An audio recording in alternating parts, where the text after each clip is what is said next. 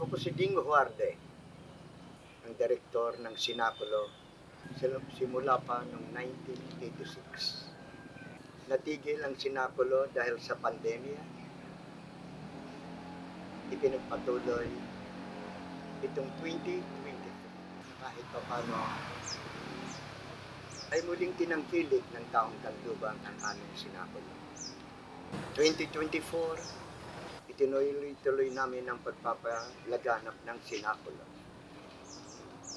At ngayon ay 2025. Muli naririto kami para ihayag at isadula ang tunay na buhay ng ating Panginoong Jesucristo. Ang Sinakulo ay inilalaan ko para sa kabataan. Alaman nila ang tunay na kahulugan ng pagpapakahirap at ang pagkamatay ni Kristo sa krus. Isang ligasiya na uulitin ko simula pa noong 1984 ang Sinakulong ito ng Tacloban. At tanging Sinakulo ng Tacloban lamang ang nagkaroon ng Sinakulo.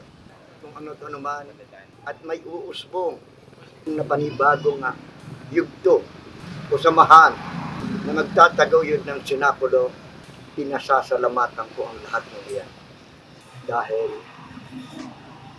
naging kaagapay ko sila sa pagpapalaganap sa tunay na kahulugan ng buhay ni Kristo.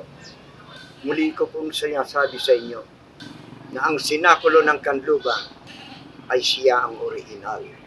Kung mayroon man lumalaganap, yun ay aking pinapasalamatan.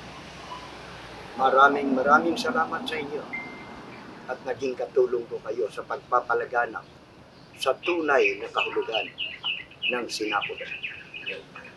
Pero unawain ng lahat ng iyan, kaya naganap dahil sa sinimulang Sinakulo ng Tacloban. Sana magtagumpay ang itinatatag ninyong panibagong Sinakulo sa Calamba.